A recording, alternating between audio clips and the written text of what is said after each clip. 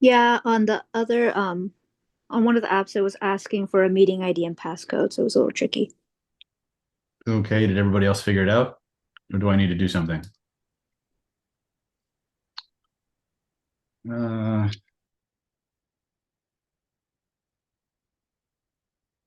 there's Melissa, so some people are figuring it out. Uh,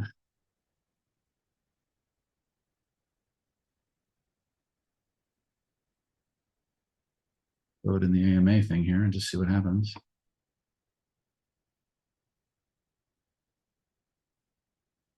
All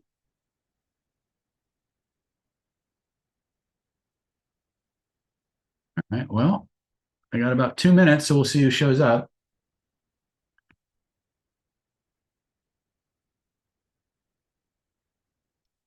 There's the hungry woman. You go sleepy, girlfriend.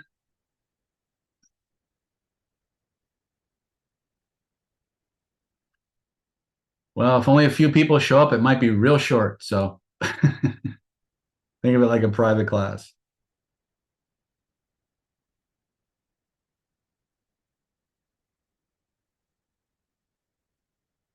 Meeting ID and passcode. That up there, just in case.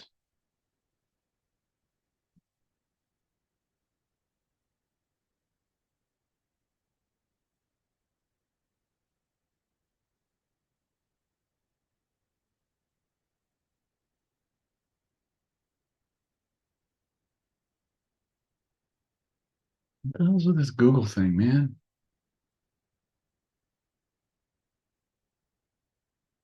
Try this again. See what happens.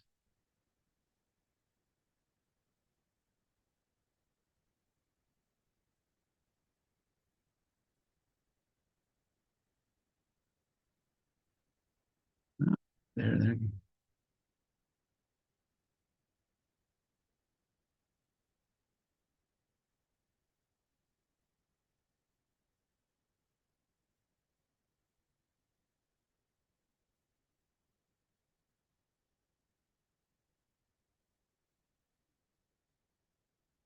All right.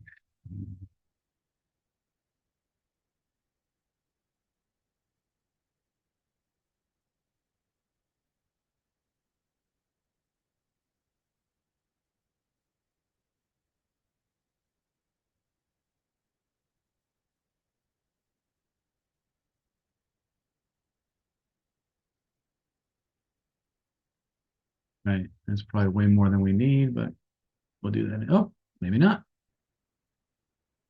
All right. Let me just start taking names down. P, Maria, Cecilia,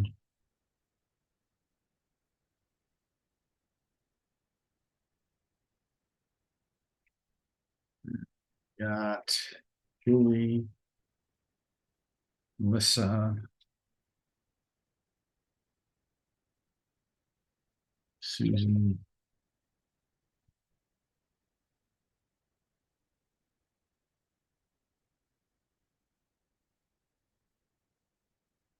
Yeah, Bruce. Bruce was in.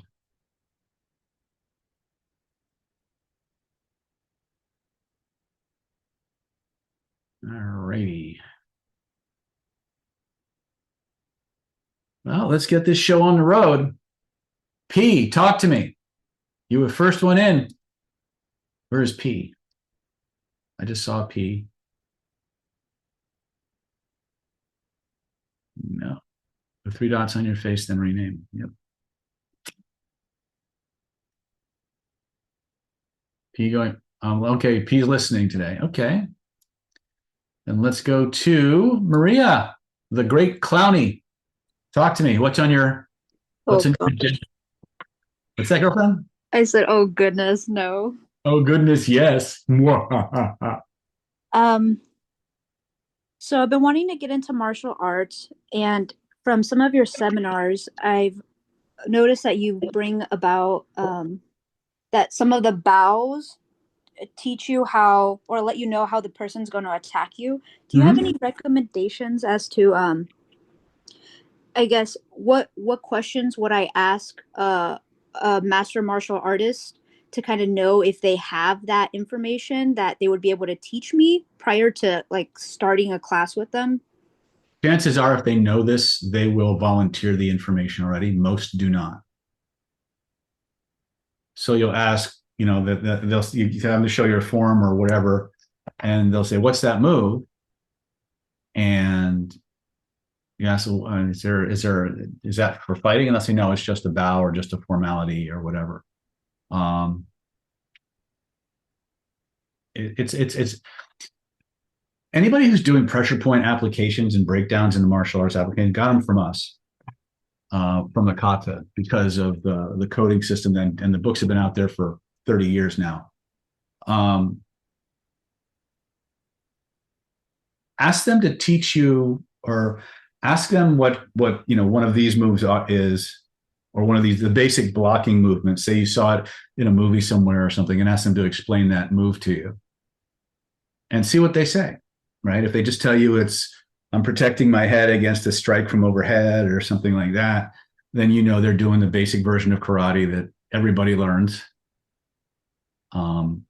If they hint that there's more to it, ask them to show you. And either they can or they can't. They either will or they won't. Right? If they're not willing to show you, then it's probably not the best for what you want to learn. There's not a lot of schools out there doing what I do anymore. There was a time when we were the belle of the ball, and then UFC hit and everything traditional went out the window. So, but I will be in Indiana next week teaching my stuff and all the energy stuff that goes with it. So if you can find your way out to Indiana for a few days, you can see what it looks like. Got it. Do you have any materials that you would recommend for learning Hebrew in the manner in which we're applying it? In the manner in which we're applying it? Yeah, like Kabbalistically with Barden's work. I think at this point where you guys are at, any training in Hebrew, in conversational Hebrew, is going to be fine. If you want to go into Talmudic Hebrew and things of that nature, that's a deep, deep study. But I'm sure if you looked hard enough, you could find a college course on Semitic languages and things of that nature where you could study those things. I can barely spell Hebrew. So I don't worry about that too much.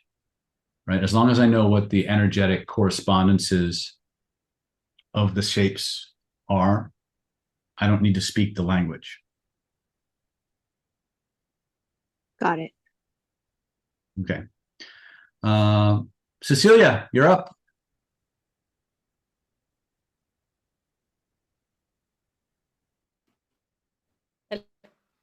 Hello. Can you hear me? Your bandwidth's a little wonky, so we'll try it. Do you want us to call you Ceci or Cecilia? Which do you prefer? Yes. Ceci Ceci is is my fine. nickname, so it's okay. We'll go with that then. Ceci, talk to me. Yeah, my internet. Yeah, I cannot much about my internet. It says unstable, but so it's my first time. I could manage to connect before I was in Sweden, so it was 2 a.m. the time. But anyway, I've been wanted to ask you before I had many questions, and now it's my turn. I don't.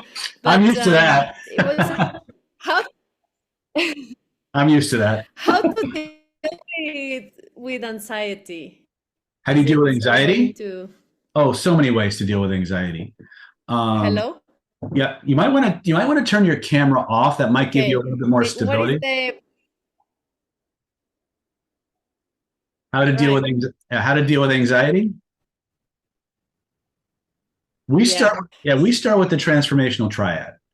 Also, it depends on what stage of the anxiety you're in. If you're having a full-blown panic attack, then you're usually not coherent enough No. to do the more complicated imagination dependent things. So what you do is you change your posture and you change your breathing, and you hold an upright posture, and you control your breathing, and you just hold that posture for 2 minutes, and it'll start just changing your physiology, will start to neutralize and interrupt the anxiety state, and it'll allow you to gently bring yourself back to where you can access your cognition, and then you can point to where you feel it, turn it into a color, take it out, spin it, put it back in, and it'll go away. All right, the spinning technique. Even if the anxiety is only at night, like in the like at 3 a.m. or something, is All right. So here's the thing: Are you waking up with your heart kind of beating very, very rapidly? yes. Okay.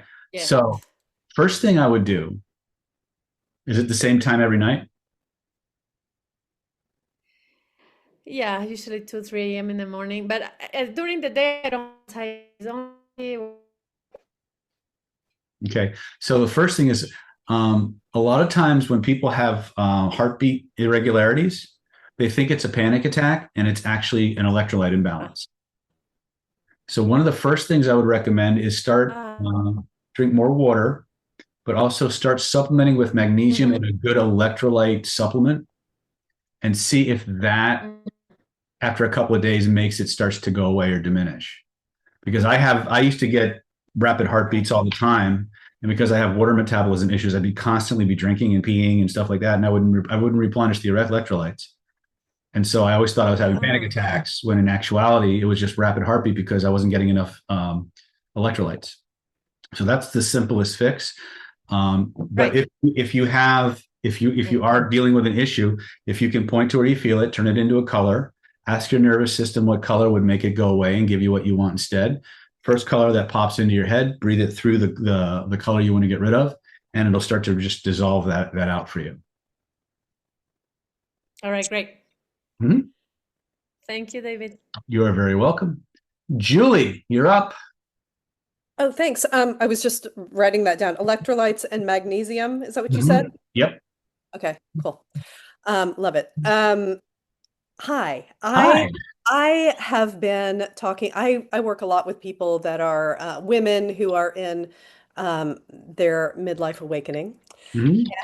And so many people want to talk to me about weight loss, weight loss. And I think you said that you don't deal in that a whole lot, although I'm sure you know how. But it's kind of it seems to be a running thing of they're wanting to drink less alcohol because it's, of course, linked, but they don't want to quit alcohol. They just want to drink less alcohol. And I was working with somebody who I was, trying to work on the alcohol factor. And then she's like, well, don't make me hate wine. I'm thinking, right. Okay. How do I help people with weight loss and cutting back on drinking? Is there something that they can easily control their intake of?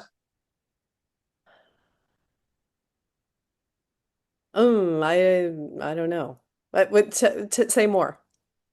Oh, it's very simple, right? They don't want to get rid of the problem. They just want to modify the problem. True or not true?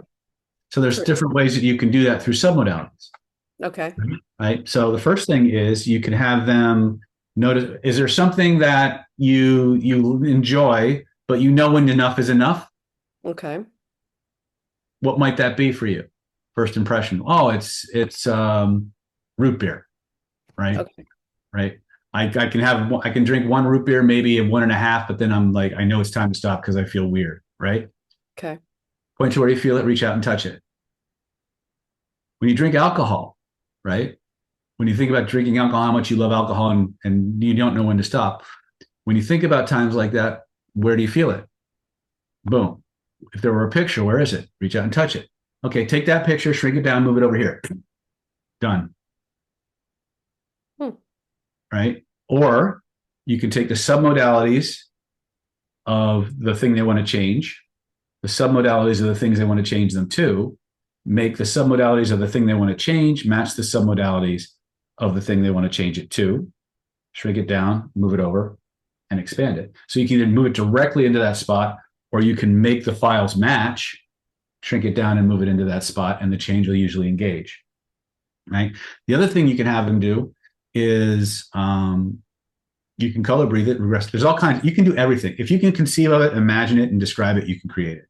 The Mhm. simplest way for people to work with that is a simple submodality shift, right? Otherwise, or if you just say, okay, notice where you feel it, take it out, notice what direction it's spinning, find the direction that gives you the control you want to have instead. When you find that direction, spin it like a wheel and double the spin, double the speed, double the force, and then slam it back in and install it. Spinning for better control. Yeah. Okay.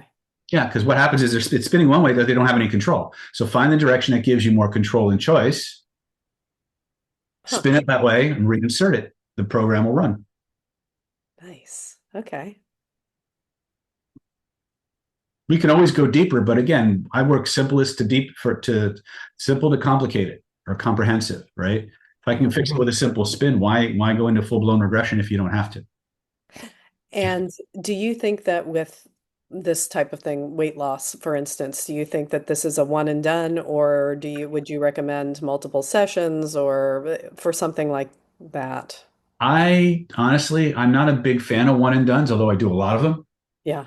right? Because when somebody's coming to see me on a clinical basis, I want to see them at least 2 times, A, to do the change work, and B, to follow up and see if the change work stuck and what else I need to fix. Um, but some people, it's all you need. So when you have a new client, for instance, Mhm. are you having them do at least a 2 session package? Yeah, we usually use a 5 hour. We either do a breakthrough session, which is one long ass session, which is 3 to 5 hours, or we'll do a five to. I just sold a 25 hour package. Well, Moss did actually. I just get to receive the benefits of it. But uh, we just did a 25 hour package because people buy because it's about the time that we spend. Sometimes people come in, I fix all their shit in 15 minutes. Right. You spend 3 to 5 hours on the first session. Is that what you just said? For a breakthrough session, I will, yeah, because they're paying for a day with me, right? Um, most of my sessions run about 90 minutes to 2 hours. Okay. Okay. That seems hard to schedule if you can just keep going and going and going. Well, we do it. Wow. Okay. Oh, Mhm. interesting. Yeah. It's again, I bill based on time, not based on sessions. Right, right. So if someone's coming in with a 5 hour block and I fix all their stuff in 30 minutes, they get 30 minutes debited from their account. They have 4 hours and 30 minutes left to do with whatever they want. Okay. We just draw it from their account like escrow. And then you can go home because you've blocked out your day. Yeah, pretty much. So what happens is whether I have 10 clients that day or one client that takes 10 hours, the business still makes the same revenue, but it affords me the ability to give the people the kind of attention that they really need to get the changes they came for. Cool. Mhm. Thank you. Well, you've You're very just welcome. answered many questions. Thank Well, that's what I'm here for. That's why they call it Ask Me Anything. Melissa. Hey, what's good? Hey, hey, hey. My big thing this week was doing a lot of consultation calls. I've gotten really good at the clinical work. I've worked with a number of people now, but the block in my system is the sales. Hmm. So notice when I ask for payments, like I walk through kind of your protocol, like what's the problem? What have you tried? And then rephrasing it. Like I'm using a lot of these things, using their own words, echoing. They feel good, they want it, they've given me permission. They're like, I'm ready to do this. And I'm like, okay, here's the link to pay for it. And they're like, whoa, whoa, whoa, I need to think about it. Um, I was thinking of changing the way I'm selling stuff to just a direct, hey, if you want a consultation call, pay for the time, even if it's really small. Hmm.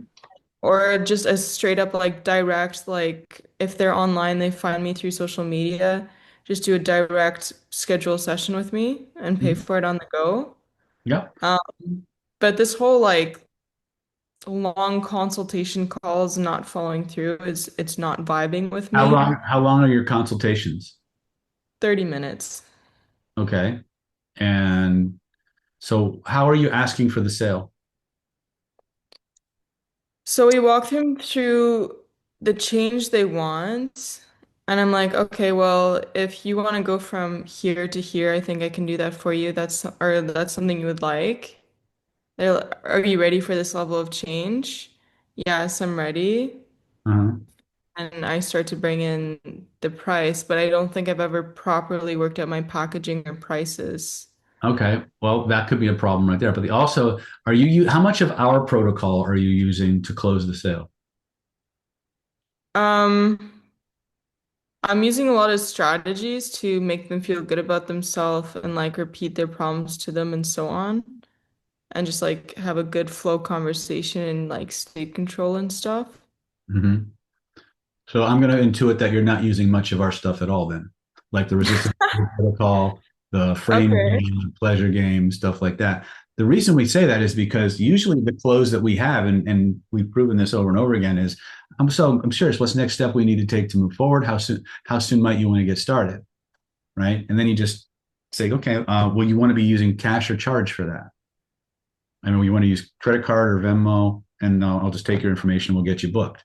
Be So very I matter. think I'm sorry, CPI killer influences are good sources for sales tactics or sales They're methods. very good for sales tactics, but we're not we're not doing sales. No, it's really just Now, hold on. helping. Let me explain the psychology here. You're a Yeah. doctor. Okay, for all intents and purposes, you're a doctor. When you go to a doctor, does the doctor ask you to become his patient? Or do you go to the doctor, he gives you the diagnosis, he gives you assessment, he gives you the treatment plan, and says, how soon do you want to get started? When someone Hmm. comes to you, their job is to prove that you're a good fit, they're a good fit for you. Right. So your job during the consult is to take them through the process of proving that they're ready for your help, and then showing them that this is what you want. This is the next step you need to take to get it. Just like a doctor would tell you, okay, go, here's your script. Go see the nurse. Get scheduled for your procedure, and we'll see you then.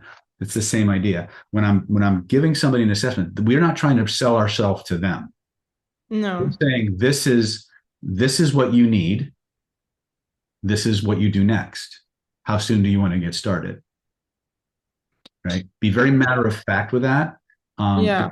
Because if they're in your chair and they've gone through your process, and again, we can tweak your process till the cows come home. Right. But remember, you're not selling them. You're No. giving them a chance. You're giving them a chance to get the help that they said they wanted. And they're either going to be ready for that or they're not. Right. I'm not, and I'm sure you have your closing rate is decent or you wouldn't be able to afford me. So I know you're doing something right. Right. But one of the ideas is like, um, if they're ready to buy, and that's why we use the resistance removal protocol at the very end of the close, because if there's something like a price objection or a time objection or anything like that, the resistance removal protocol is going to flip the script on them for them justifying why they need and want the help. And so it's going to be like, well, yeah, I want to do that. Okay, here's what you need to do next. Or we ask them what they need to do next. And when they fill in that answer, they won't resist themselves. So you recommend I do the pleasure and frame game on the sales console? Always. And stop calling it a sales consult. It's a consult. It's an evaluation on there for you to discuss that. If you keep thinking of it like sales, you're going to treat it like sales, and it's going to trigger a different identity in you. You're Okay. a, you're a professional performing an evaluation, and then you're going to give them the results of that evaluation and your recommendations, and they're either going to take it or they're not.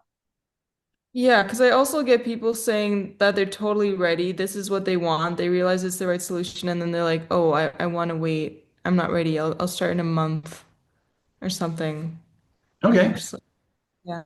Yeah. Don't waste your time. Again, your consultation, especially if you're using the one we taught you in IBD, right? Okay. That consultation should never go beyond 30 minutes. And Okay. And the longer it goes, the less likely they are to convert to a sale. If you follow our protocol, it has a very, very high natural conversion rate without turning yourself into a salesman, right? But Okay. it's always, you always have them talk about their problem, you evaluate them. Actually, you have them talk about their problem, you evaluate them using the heavy hands and the frame game, which is always pleasure. And then once you've done that, you hit them with the price for the sessions. Then you hit them with resistance removal. And then the close is simple. It's either how soon do you want to get started, or what is the next step that you and I need to take to move you forward and to get this change for you. And they're going to tell you whatever that is, and whatever baby step or big step it is, with very matter of fact, very professionally, just, okay, let's go ahead and do that. I'll need your credit card, and is that going to be, Visa or MasterCard, American Express, whatever. And you just get their information right then and there and book them. Okay, I super appreciate this. Which of your courses should I study and go through to learn? Identity by design. Just IBD, not like CPI? No, because you don't need that for this. No. You can use it for sure, Mhm.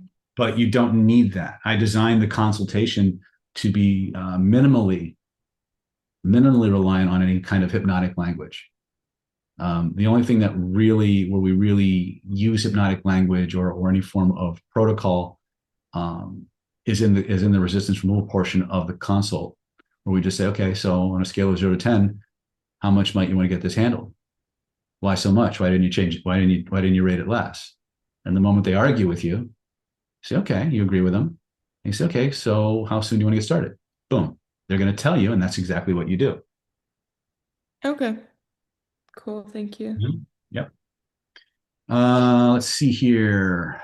You said the consultation should be about 30 minutes or less than that? My experience has been clinically for the last 15 years. The longer the consultation goes beyond 30 minutes, the less likely they are to convert. Okay, great. You have to remember that the consultation process is them auditioning to be your client, right? Not you trying to sell them your service, right? So when people come in, they have to prove to you that they're ready for your help. And just that change of frame flips them into a compliance mode. So they'll do whatever they're told, largely, or whatever they're guided to do, because they're trying to prove that they're good enough for you. Right? Remember, your job as a hypnotist is not to get them to believe you. And when you're selling somebody something, you're trying to get them to believe you. Right? We're not in the belief game. We're in the compliance game. Right? And once you get them doing what you want, all the changes are inevitable.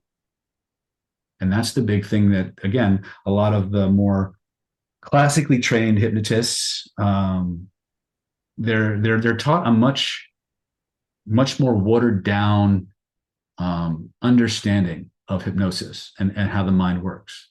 And our job is to get change no matter what.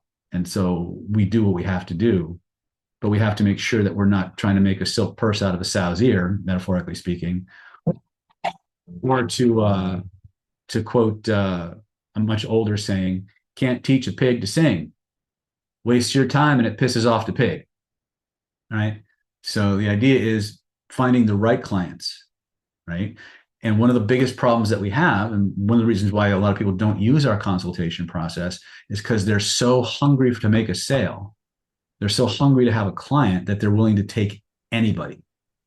And so they either don't do the consultation process that we give you, or the person doesn't pass the consult and you take them anyway, which is just asking for issues. Every issue I've ever had from every 99%, give or take a percentage, of every problem one of my students has had with a client,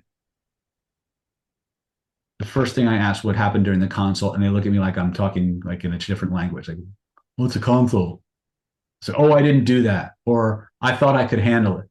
Right? The consult is there to protect you. The consult is there for you to change the frame and the mindset of the person coming in, but also to make sure that you're not wasting your valuable time and energy working with somebody who's not in the proper space to change, which is actually in alignment with the Hippocratic Oath, which is do no harm. And if you're taking a client's money, knowing full well they're not the best candidate for this work, you're actually wasting their time and money. And you're making your job harder. So the idea is we're always evaluating. You've heard me say this before, ABT. Always be testing. You're always testing and evaluating prospective clients to see how much they want the change based on how compliant they are. Not the words coming out of their mouth. I don't give a fuck about the words coming out of their mouth. What I want to see is what they actually do. When I tell them to do something, do they do it? Okay. And that's what it comes down to. So remember that you are the professional. If those people could solve their problem by themselves, they'd have done it already. So your job isn't to convince them of anything. Their job is to convince you. Are you ready to give this up? Are you ready to invest in yourself? Are you ready to follow the instructions, obey the commands so you can get the change you tell me you want? And if at the last minute they balk at the price, they were lying to you. Send them away. Work with for each person you try to cajole. You could have saw 3 other clients or 3 other prospects that would have given you the information you need and the acquiescence and the obedience that you desire to get the changes that they came to you for.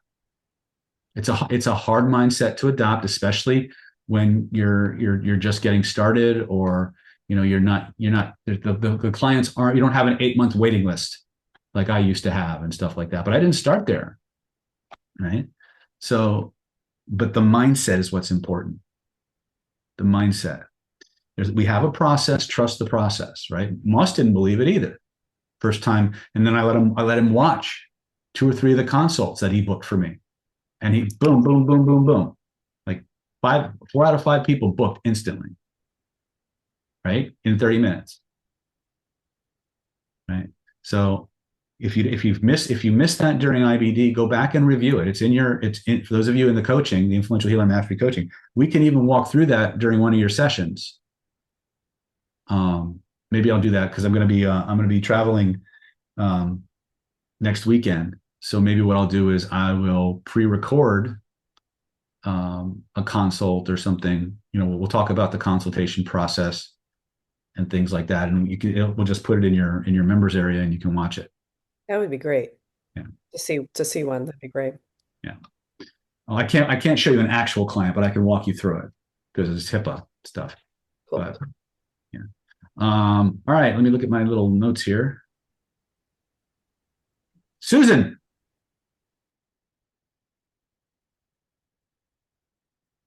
Hello. Hello. I'm just listening and learning. Just listening and learning. Gotcha. Bruce. Bruce.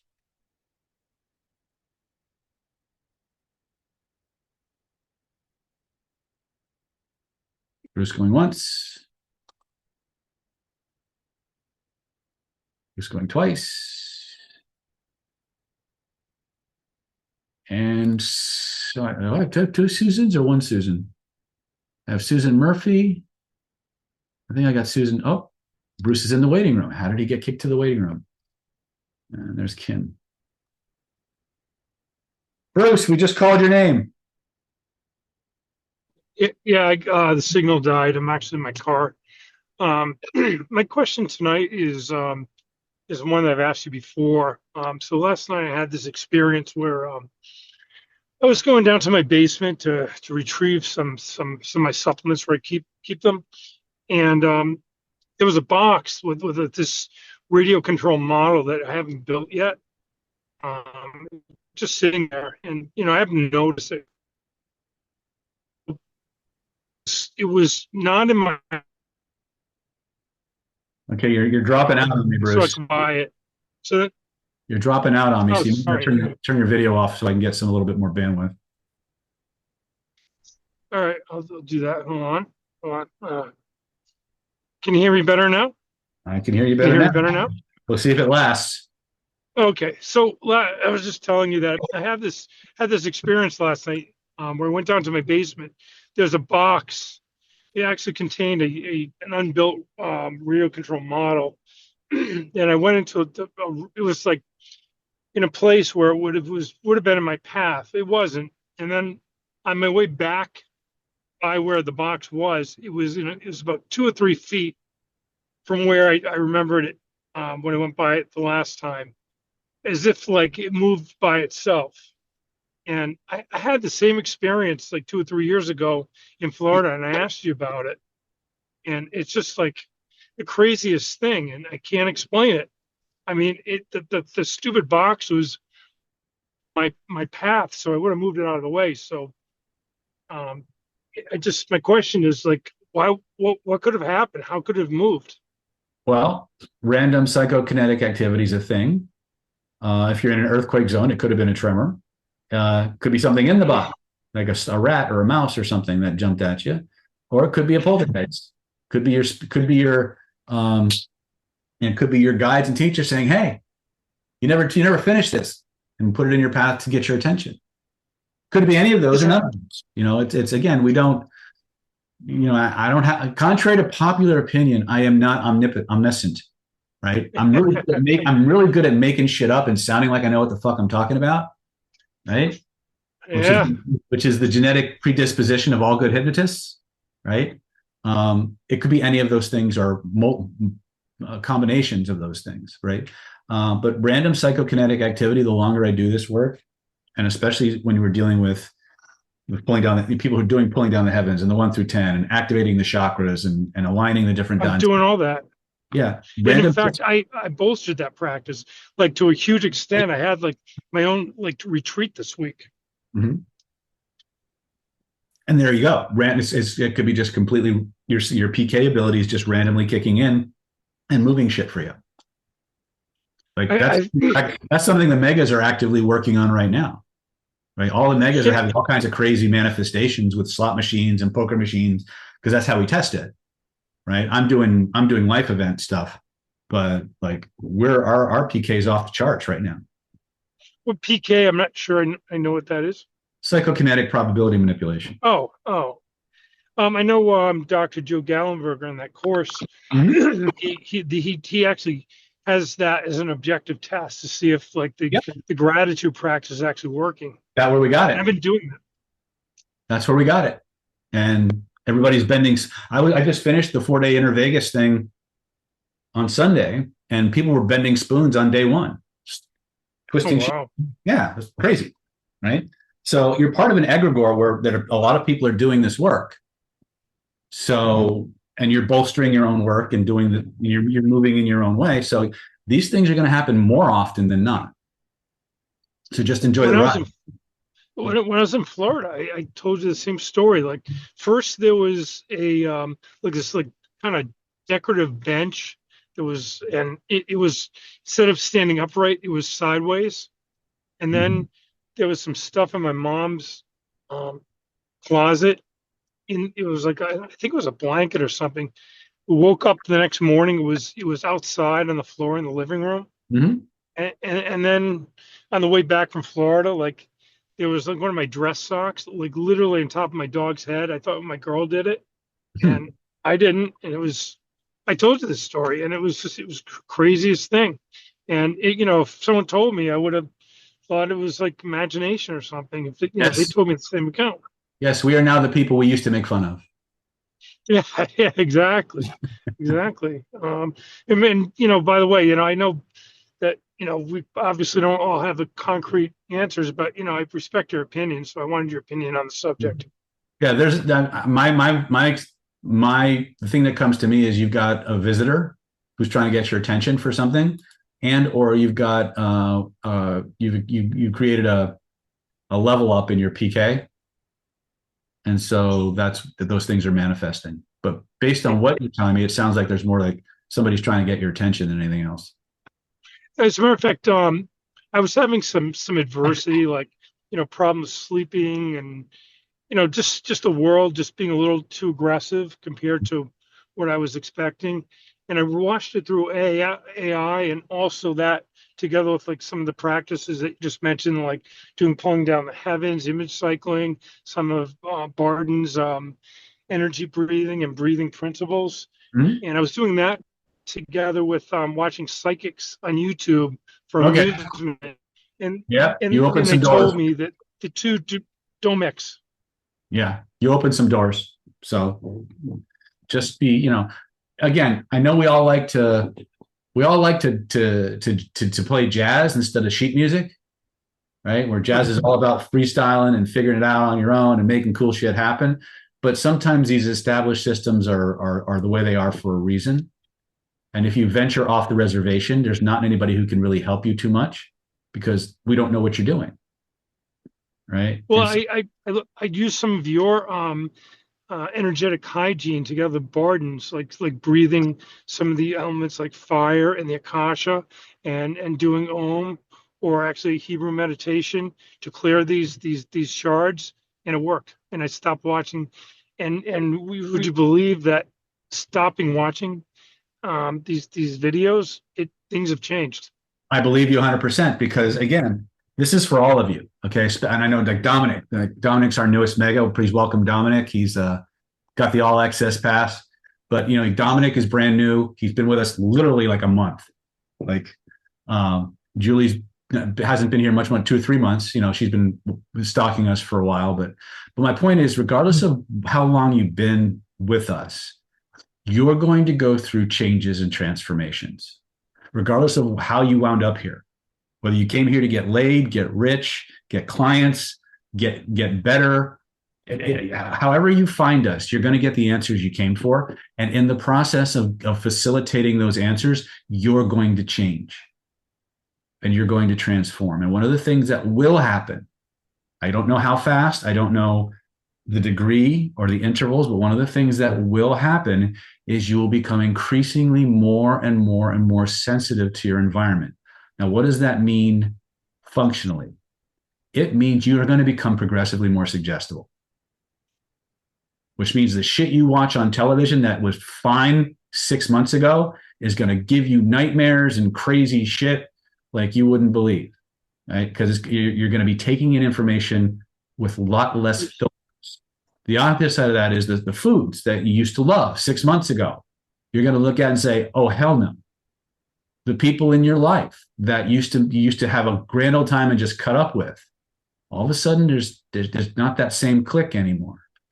That's not because something is broken. That is because you are evolving. It doesn't make them bad people. It doesn't make the food you used to eat bad foods.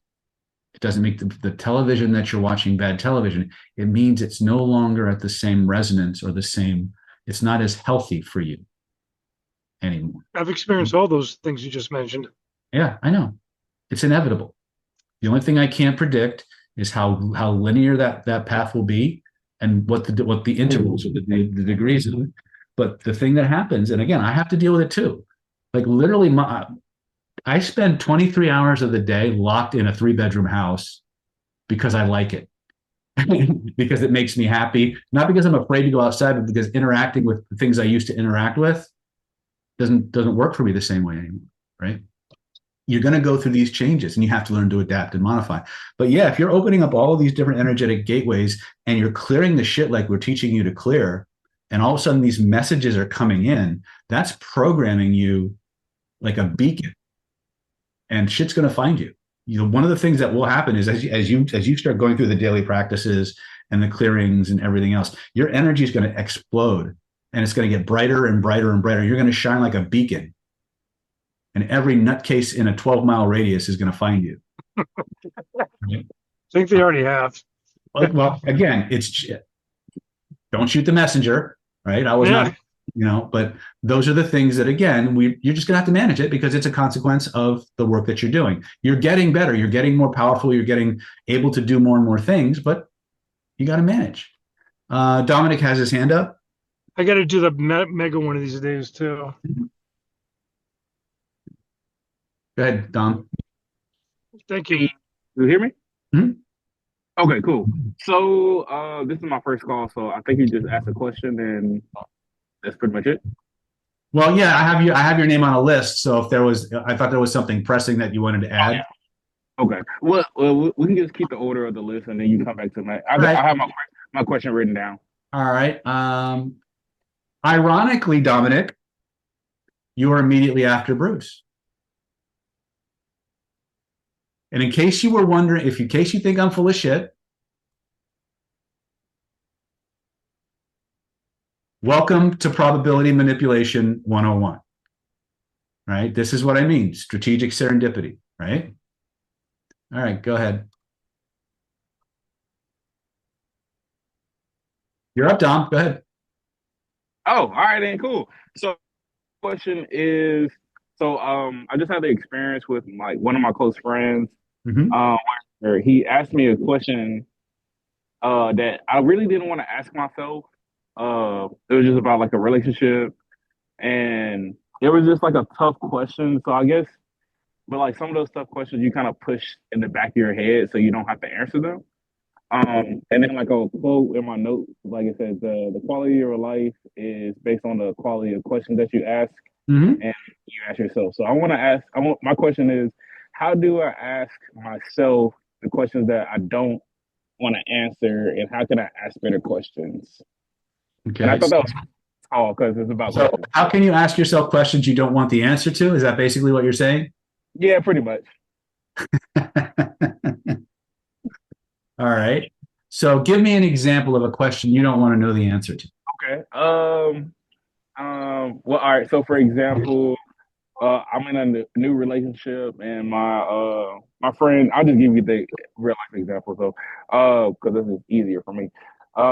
So basically, I told him like I'm in a new relationship, and he asked me like, is she like a follower of Christ? And I was like, I'm not sure. I'm kind of afraid to ask the question because I'm not sure what my reaction would be if she wasn't, or if she was something else, or I don't know. And then I don't know what my reaction would be if it would be like something super negative, or I don't know exactly. So I'm kind of hesitant, and it's like a feeling in my gut, and I'm just like, I need to know. I am going to ask the question.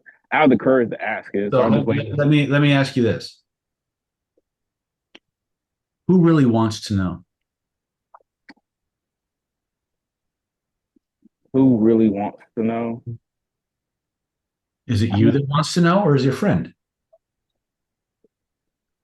So he more so. I feel like it's a bit of both, just because I think it's one of those questions that I didn't want to think about, because like I do want to know, but it's not a pressing matter for me at this time.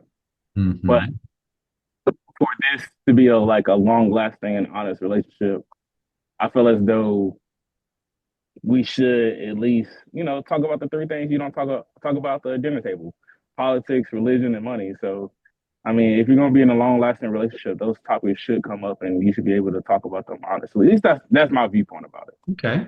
So are you afraid she's not going to be a follower of Christ? Am I afraid? Am I afraid that she's not a follower of Christ?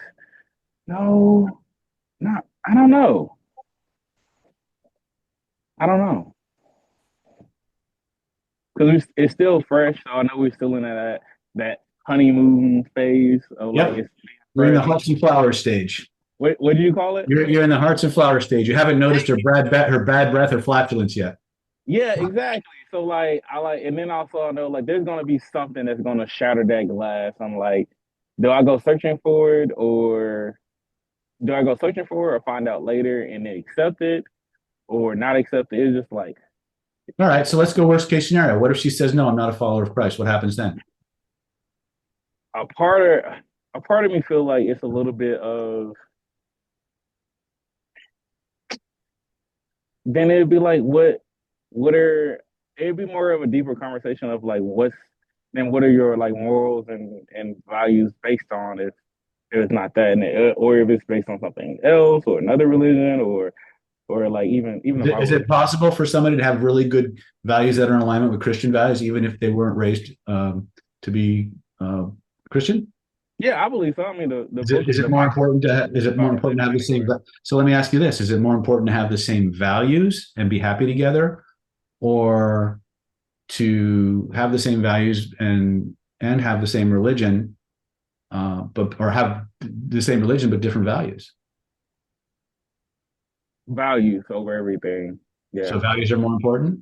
yeah, values, because like I mean, the Bible isn't really a religious book. It's about government, at least from my viewpoint. And Mhm.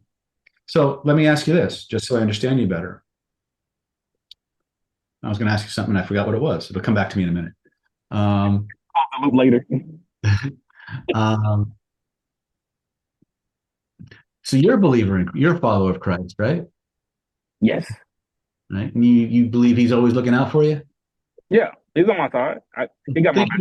So thinking about it like that, you think you would put a woman in your path that wasn't a good fit for you? No, I don't think it. No, Okay. So now when you ask the question, does it really matter? no, it doesn't. It doesn't really matter now. If I revisit the question that you asked initially, I guess I would lean more to he would want to know than me. But I mean, I it's think still it's a good question to ask, and I it's still think it's important. I think it's important for people to respect each other's spiritual upbringings and approaches. Mm-hmm. But at the end of the day, if two people work together, and when I say work, I mean they click. There's that thing. Then ultimately, everything else tends to take care of itself. And honestly, if you want a better predictor of whether you guys are going to be compatible long term or not, just look at her credit rating. Credit rating? Credit rating. What do you mean? Credit rating is a better predictor of compatibility than anything else. I mean, is that something like the incarnation something? No, like your physical credit card score. I need a blueprint, a rubric. I don't know what you're talking about. Do you have a credit card? Yeah, I have. Yeah, I have a Okay. credit card. In order to get a credit card, you have to have a credit rating, right? Yeah. Like what is a credit rating? It's how trustworthy you are in paying back your shit. Yeah. Right? Credit ratings are better predictors of compatibility than religious backgrounds. Oh, so I need to know her credit score? If you want to ask a personal question, why not? Hey, look, because I want to ask. I mean, I'm not afraid. I ain't afraid. So, all I'm saying is the point is that never be afraid to ask the question, because don't ask the question if you're not ready to handle the answer. Yeah. Right. But always ask Jody Scott's in here, and I'm going to steal a line from her playbook. What's the best that could happen, right? So ask yourself both questions. What's the worst that could happen? What's the best that could happen? If the worst happened, can I deal with it? Okay. Right? And if the answer is yes, go forward. Right? You're better off knowing one way or the other. Just find out it's timing. Right? And you can get her to volunteer that information just by doing 3 magic questions. Yeah, and that was going to be my second question, but I think it's a one question, so we're going to move on. Yeah. So 3 magic questions is on your to-do list. Yes, it is. So anyway, but the idea here is, so those of you who are more advanced in your influence, you saw me doing a bunch of different things there with him, right? And that's how you play the game, right? So move on to the other Dominic. No pun intended. The other white meat. Can you hear me? Yep. So I have 3 questions if there's a time for that. Okay. So first of all, I want to incorporate something like we're doing for pulling down the heavens. We're doing like the heart sound beginning. I want to do something for the lungs because I feel there's a lung problem. I have very shallow breath and other we gave you the lung sound on day 4 of vibrational healing. Yes, I think I have it somewhere in all my. Can you please do it one time because I heard it. I General read sound it. is Okay, just shh. Okay. Yeah, but it's two syllables. And when you do that, you'll feel the upper lobes, and then the lower lobes will open with the ah. Shh. And then exhale fully. Yeah. And you don't want to vibrate it. You just want to. Well, right now it would be sha. Okay. Vibrating. That's good. Now I understand that I will just incorporate it somewhere because I want to provoke it and time with the rest. So yeah, the old man in the tide pool, which is up, out. Did I teach you guys old man in the tide pool? Yes, Okay. you did. Okay, so you come up, out. Oh.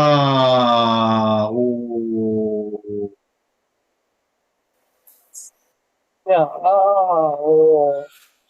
Can someone point out where this was so I can watch it? Okay, Christine, you need to mute, sweetie, because you're hawing into our microphones. All right. So I think there's we'll find. I know we have I think Moss has the recording of the last 4 days or the last day of vibrational healing somewhere on the Facebook group, so you can find that video and watch it. Right. Old Man in the Tide Pool, I don't know if we taught it. Jody says it's on Facebook. Right. So if you go to the Facebook group for vibrational healing and or hypnotic laws of attraction, it should, and it'll be there for the next 30 days. After that, anything that's on Facebook is going to get deleted, and you'll have to find it either on the YouTube channel or in the Kajabi platform.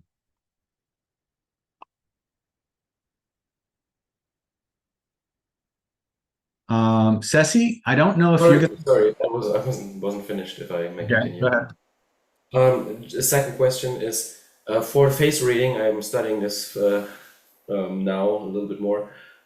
How do I know that the face is like aligned for like doing the mirror thing? Is it like the middle line where the nose is, or is it the eye line? And how do I know which? So if you're looking left versus right, it's the center line. If you're looking So at it's top the heavy, nose. yeah, it's down the center. Okay. Right. If you're looking for bottom heavy versus top heavy, it's across the nose.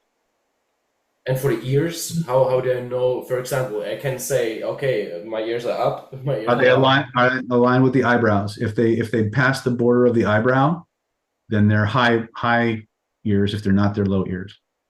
Okay. And third question, if there's the time for that. So I was going very critical on all this religion, Reiki, and all that stuff for quite some time. And I don't know if you know, like the Dainichi Nyorai is like the highest like Reiki source, like the Mhm. Buddha. Is it like on the same level like God or Allah? And is it like a personification of source that's like un I'd have to look, but my Dainichi Nori, I don't know if that's the same as the Shangdi in Chinese. Um, I'd have to look. It's either a thought form deity, or it's another version for the creator. because that's what I because with the master symbol you get like access to higher realms. Yeah, you can connect with Jesus, you can connect with God, you can connect with everyone. Mhm. But my question was, is Reiki or the highest form, is it coming from source, and is Dainichi Nyorai, or how to pronounce, is it No, like no. source, or is it something like that? Okay, so relax, calm down. It's okay. Chill. Om, motherfucker, om. Right? So the way it works in most systems, and Reiki's one of those, is you have source. All right. In the Chinese, it's Shangdi. In the Kabbalistic, it's Ein or Ein Sof, right, which is God, the creator. From there, you're going to have step downs, variations or energies that emerge from source. Now, with the Reiki system, what you've got is you've got someone who created a direct pipeline to source or managed to tap into what we call an egregore. An egregore is a group thought form that is fed by all of the beliefs and practices of hundreds of people over thousands of years. And it becomes this massive reservoir of energy. But it's also kind of like its own little micro dimension, right? Because as you feed energy into it, it gains in sentience, right? So you have source, you have the person, and then either they have a direct connection, or this person had a teacher who had a connection to another teacher who had a connection to another teacher who was connected to the egregore, who was connected to source. Okay. So in a lineage training like Reiki, what happens in someone who's truly attuned is they connect to their teacher connects to their teacher, and they connect through all the teachers all the way up into the egregore and through that to source. And so what happens is the energy comes down, it's added to the egregore, it's added to the lineage that you're in, and it comes through you. Boom. The egregore itself has guardians and rules and codes of conduct and things like that all of its practitioners have agreed to and have fed into that energy. So like the Taoist egregores are just massive, and they're filled with spiritual guardians and generals and servitors and things you can call on to come beat the snot out of some entity that's moving your shit around, right? Or things like that nature. And then you have people who are single mystics, where there is no intermediary. They just go into their heart, connect to source, and everything flows. None of you need the egregores to connect to source. You're a soul, so you're already connected. You always have that connection. But you can choose to join with or become part of lineages. Technically, those of you who came through my trainings in hypnothoughts or any of my live trainings, you're technically part of my lineage. So theoretically, I could connect to my lineage, connect to the source, and pass things through to you based on my lineage, and it would have a really significant effect. Do you need that? No, because you're a soul at your essence, and so you don't need anything to act as an intermediary between you and God. Yes, that happened. That happened yesterday. I just cut the main connection from over this lineage because I'm on the same on the Phyllis lineage and on the Hiroshi Doi lineage as a master. But I said I learned from you. I can directly connect now, and it's easier. Yeah, you were tuned by me. You tapped into my lineage too. This also, yeah, and that's so cool. Just the last question, David. You several times, and I appreciate. That's more than 3, by the way. Sorry, if you have time. Just you said relax and om and whatever. Could you please give me feedback? How come that you say that? Because there's when you speak, yes, there's such an urgency in what you're doing is that you wind up running over whatever and anybody tries to respond. They can't get a word in edgewise, and so you're just you need to chill. Thank you. Thank you. We all need to slow the fuck down, and you can use that as a mantra. Slow the fuck down. All right. Did I just lose audio? No, that was probably Dominic's. All right, let me see here. Ta, you're up. Egyptian man. Greetings, mic check. Can I be heard? You can be heard quite well. Thank you. All right. Thank you. Peace and greetings to you, Dr. David Snyder, and peace to all the great students here in class. First, I just want to give you thanks and praises again, just because there's so much transformation taking place. And it's just amazing to see someone who is on the side of the good guys doing some powerful work. So thank you for that. Thank you for that. You're welcome. And so my question is, how would you define intention? How would I define intention? I would define intention as desire. Period. It's a very simple thing. There's something I want. There's something I'm going to do. Boom. Right. Okay. All right. Thank you for that. And feeling versus emotion versus sensation. Okay. There wasn't a separation. Oh, I'm sorry. No, go ahead.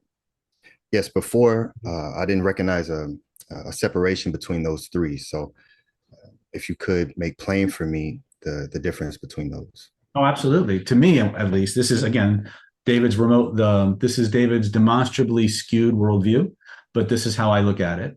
You have 2 types of experiences. You have feelings, which can be divided into 2 categories: sensations and emotions. All emotions are feelings, but not all feelings are emotions. And that brings us into the realm of sensation. Below the threshold of what we call emotions, you have something we call primal drives. So, for example, hunger is not an emotion. It's a feeling. It's a sensation. It's a primal drive. Now, that primal drive will stimulate a series of thoughts and associations that bring up other types of emotions, like anger, like when we get hangry and we get irritable and we get grumpy, right? Or our blood sugar drops, right? These are urges or drives that are not being satisfied. And so the body stimulates an emotional response to help facilitate the satisfaction of those drives. So all of your emotions and the behaviors that arise from them are at an autonomic level the urge for the meat to satisfy its primal needs. And because of how human beings evolved to live in societies, we have to generate a rationale, a reason that people will accept for justifying the way we go about satisfying our needs. That rationale or that story has to convince us that we're in the right, and it must also convince society. That's why we call the neocortex, the new layer of your brain, the rational lying brain, because that's the job it was designed to do. It was designed to solve problems. One of those problems is how to get your needs met within a society that's looking to kick you out if you step in the wrong way. And so it will come up with stories and rationalizations to justify us acting out on our primal drives. Okay. Thank you for that. That definitely clears up a lot for me. And it's just amazing to see that every single individual person is literally creating their own image in their mind based on what they perceive. And it's just amazing to see that. But going into my next question is, because I'm very new into the hypnosis community, I'm familiar with hypnosis, but I never placed my gaze on it until I saw you. So what percentage would you say is, because just from my looking at it, it seems to be missing a spark. And how big is that? Like, where there is technique. I see a lot of inductions, and then you gave just a phenomenal class on, you don't need inductions, you're already induced. So but I see so many like inductions and people focusing on that. And so is the hypnosis community more so focused on just the doing the thing versus the transformation that comes with it? Okay. So what you're dealing with is the dichotomy, for lack of a better word, between what we call challenged truths and unchallenged truths. What you're seeing in the classical hypnosis community in many cases is, my teacher learned from this person who learned from this person who learned from this person. And I teach what my teacher taught me the way I was taught, with maybe a couple things I learned along the way. And then that person teaches what they were taught. And that person's model, the very first person who was the instructor, their model may not have been fully complete, or it didn't account for certain types of experiences, certain types of phenomena, or it ignored them completely, right? They knew about it, they just ignored it. And so they created a model that they passed on and they passed on and they passed on. And so what you've got, by and large, in the classically trained hypnosis community is a system of hypnosis or approach to hypnosis that works. It stood the test of time, but there's a lot of things they're doing that they're operating from mythology and untested truths, rather than things that they've said, well, this is what they say. They say you can't do this and you can do this. What happens if we do it anyway? Right? I'm blessed, giver, whether you consider it blessed or not. I have what we call in my chart, a rebel moon in my Ming palace, which means I am a rebellious motherfucker, even to myself.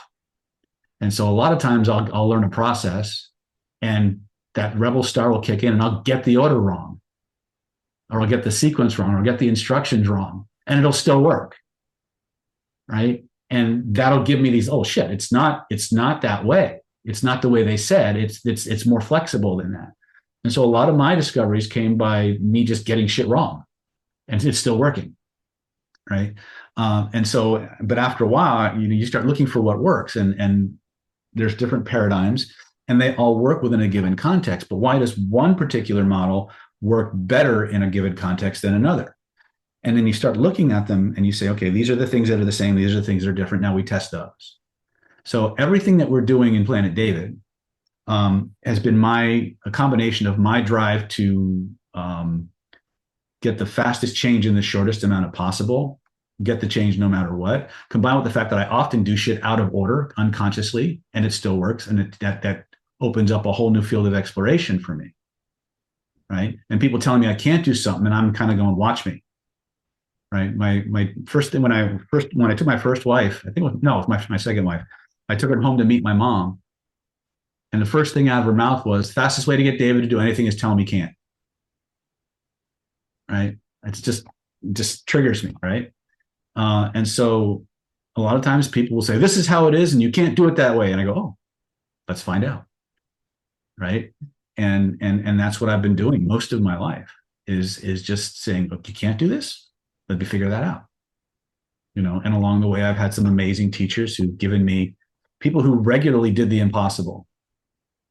And when you grow up around people who regularly do the impossible becomes a very relative term. Impossible for who? And that's the thing, for all of you, you need to understand. You will go through the world and people will be telling you things are impossible, that things can't be done. And what you need to understand is when somebody tells you something can't be done or it's impossible, what they're really saying is, I can't do it. I don't know how to do it. And because I don't know how to do it, you can't either. They're trying to install in you their own limitation. There's always a way. There's always a way. It may be ugly as fuck. It may take forever to figure out, but there's always a way. Right? So don't ever let anybody else's limitations be yours, which is one of the reasons why I always give you all my source material, because I have my own set of filters and I parse information in a very specific way. And the things I find valuable may be very different from what you find valuable in those same books. Right? So if you're willing to go do the reading and the research, you may find nuggets I never even thought of. Come back and teach it to me. Right? But the idea is, in classically trained hypnosis, a lot of what you're dealing with, Ta, is people who've been repeating the same thing over and over again and never bothering to test it. And B, even if they're shown something that is outside of what they learned, they don't embrace it because it's terrifying, because it conflicts with what they were taught first. When you're dealing with the rules of the mind and the mental dynamics, we have this thing called the law of primacy. The unconscious mind always sorts for what's familiar. And the information that's locked in the unconscious mind the longest and the first becomes the most dominant. So when people have something that they've been, a truth that they've been living for 20 years, 30 years, and they're presented with information that directly contradicts that truth, they go through a trauma. They go through a traumatic moment. They have to either accept the new paradigm, which is traumatizing in and of itself, or they reject the new paradigm because it's too painful to change. They delete the experience and go back to being what they did. I used to see this all the time. I don't see it quite so much now anymore, but when I would teach identity by design, I'd have all these classically trained hypnotists coming in, and I would be teaching 4 magic bullets, which is a 3.5-minute induction. Boom, done. That's the longest induction we teach. And they'd be doing 20-minute progressive muscle relaxation inductions. Right? They'd take a 2.5-minute, 3-minute induction if you're slow, and turn it into a 25-minute yoga, sleep class, right? In spite of instructions to do exactly what I told them to do. Why? They couldn't break out of their comfort zone.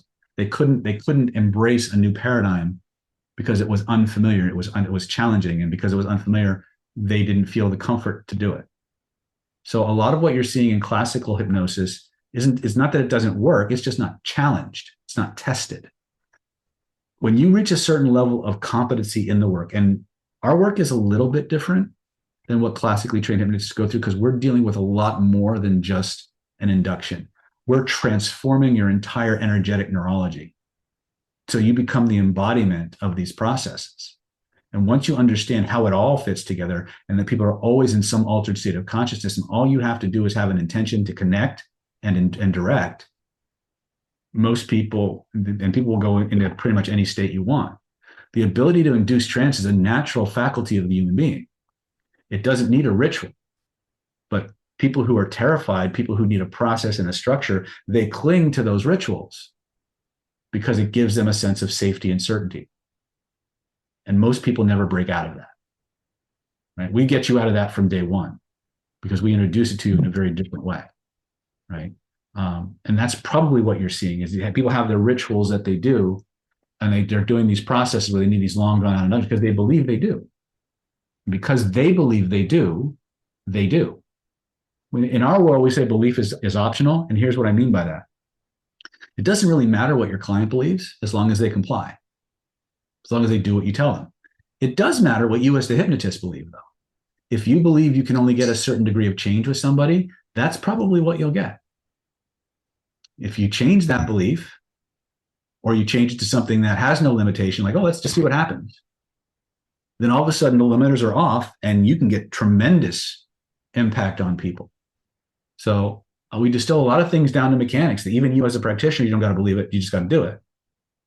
But you'll find there that after you've gotten through that mechanical phase, when you start getting into the levels of mastery, the beliefs you bring to the work will dramatically influence the transformations you create in other people, much more so than their beliefs.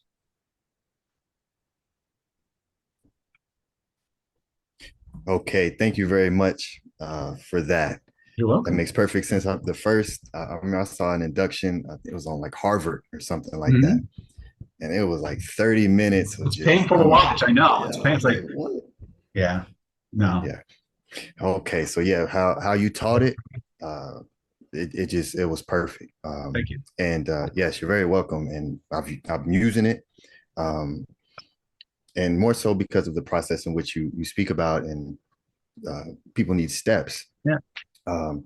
But I love the eye lock, and pretty cool, huh? That is amazing. This stuff being out is just fascinating to me.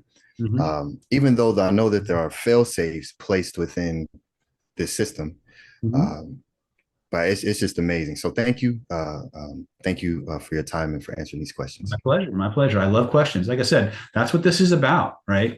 The masterminds are for drilling and skilling. This is for getting your questions answered, right? I always try to make sure that I have enough space for everybody to have at least one chance at getting their questions answered. Renee C., talk to me. Didn't I just see you? Yes. Yes, you did. Enough, can you? Nope. Is your shit done? I actually. That's a no. No, but it is going to get done. I had to finish up something else, and then I had this. So no, it will be done here in a week or less. It's on my list. By the end of today. I will get on it afterward. Good answer. Now I'm going to check. Okay. I guess a couple of questions. One is suggestions for sharpening intuition. Like I'll go through spurts where my intuition's like spot on. Like everything is like, yep, this is what's going to happen. It happens. And then you kind of get into this expectation, like, all right, it's working, everything's fine. And then something happens and it's like I slipped off the track and it's just not lining up. And then occasionally it's like, oh, okay, I thought about it. But then the next one, how do I sharpen it? And how do I know that I'm maintaining that track? Usually what happens is when your intuition's really spot on, it's because your head and your heart are synchronized. And when something shocks you, the heart closes down and you go back up into your head. Okay. So the idea is if you want to get that back on track, you've got to reopen the heart, which means focusing on loving, grateful feeling, love, gratitude, happiness, praise, compassion, kindness, anything that makes you happy. And just like that meditation we did during the hypnotic laws of attraction to open the heart, that'll bring your intuition back online. Because again, it's usually but when you're in your head, you're going to know things without knowing. But if you're stressed out, you're going to be responding from emotion rather than intuition. So to get this one aligned, you have to root this. To root this, it helps to root this. This is why we teach you the 3-stage grounding exercise, because it pulls everything down back into alignment. And when you're shocked or when you're angry, the energy rises and the heart closes down.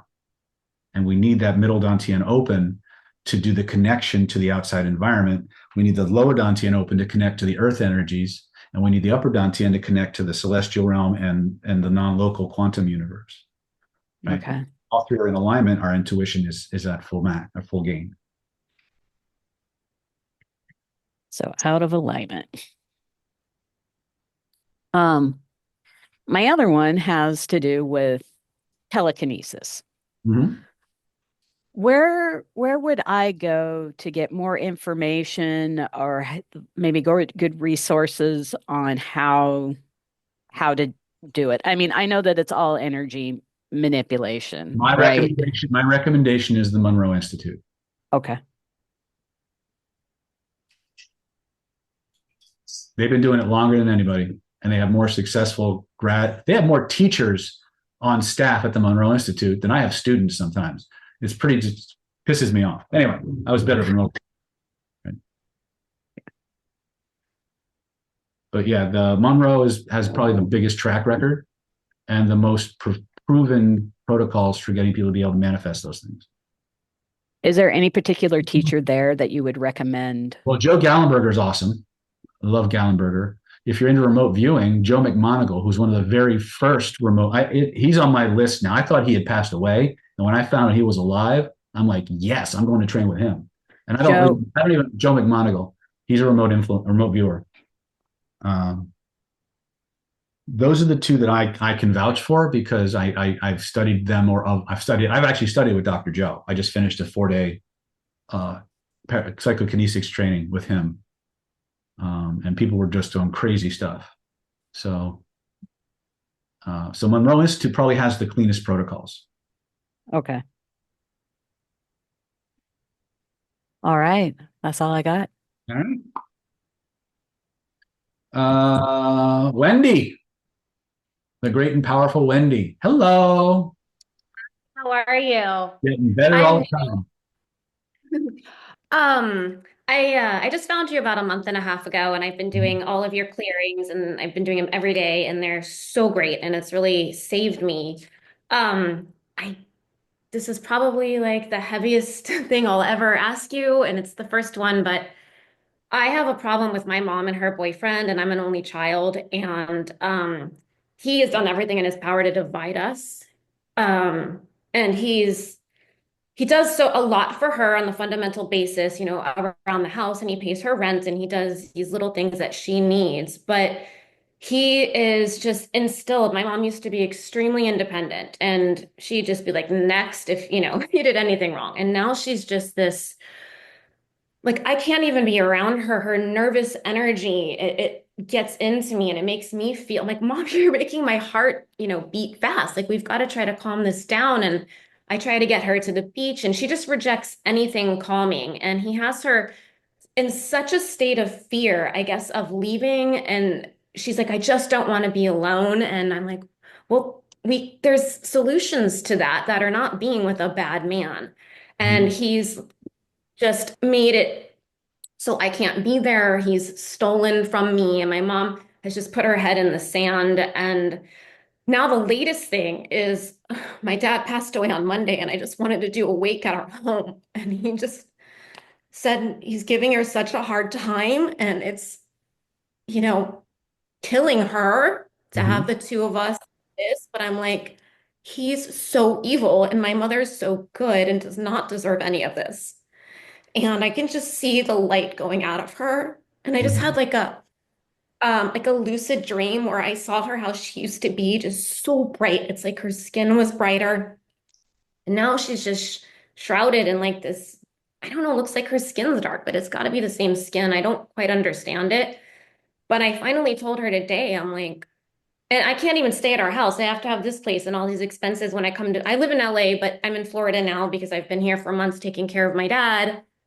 And I'm like, I just watched my dad suffer for 3 months and now I got to watch my mom being mind controlled. I'm like, this isn't okay. These are not healthy relationships. And unfortunately, it makes with everything I do for myself, I'm like, this makes me insane because I could just fix this in a heartbeat and you won't do it. And she's let him cross every boundary and he does it because he can. And he really just wants me out of her life because I'm a threat to him.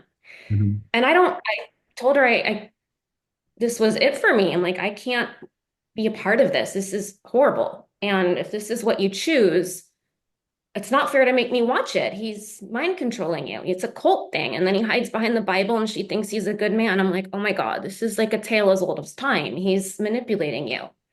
So I just need advice on, I don't know what to do. It's my mother. But and my friends tell me, like, we've been listening to you for years. It's destroying me, like really destroying me. And this is like the one thing I can overcome of all the work I've done. It's like this. I was holding it together and I lost it. I don't know what to do. So first of all, you've got a lot going on. Your father just passed away, so you're still processing that out. You have to remember something like that. As much as we love people, especially the ones who took care of us and changed our diapers and did all that crazy stuff, they're still grown-ups and they're still adults, and they still have to be responsible for the decisions that they make. So in this situation, the first person that you need to fix or you need to help is you, right? So the first thing that has to happen is you need to make yourself healthy. You need to make yourself strong, because the more resourced you are, the less triggered you are, the better decisions and the better perceptions you're going to have. Right now, every perception that you're making is being filtered through the emotions that are going on. And those emotions have very little to do, believe it or not, with the actual current situation. There's reasons that those emotions are triggering you, and they probably have something to do with your past. So my recommendation, first and foremost, is if you need to, reach out to one of us, either myself or someone I've trained like Moss or Renee, seeing clients now. I forget who else is out there. In Heather's out there, and a bunch of the mega see clients now too. So we have lots of people who are very, very qualified to help you clean up your end of it. From there, you go into what is she willing to do, right? If she's to the degree that she's, you can only help a person to the degree that they're willing to help themselves, at least directly. So you can always learn the skills of covert influence and tell stories that motivate and inspire people to do certain types of things. But at the end of the day, she's still got to make the choices. So the other thing that you can do is you can approach this from a non-linear, non-local manifestation perspective. But again, in order to do that effectively, you have to be clear. Like I was just talking about with Renee and her intuition, that lower dantian, that heart, that head, they all have to be aligned. And they all have to be operating from a place of joy and gratitude and higher vibrations, so that you, when you pray and you do manifestation work on your mother's behalf, it's being transmitted and being effective in a way that's not going to rebound on you negatively. Because if you try to do influence work, energetic influence work, from a place of lower vibration and lower emotion, you're going to create a thought form or a probability wave that will rebound negatively on you.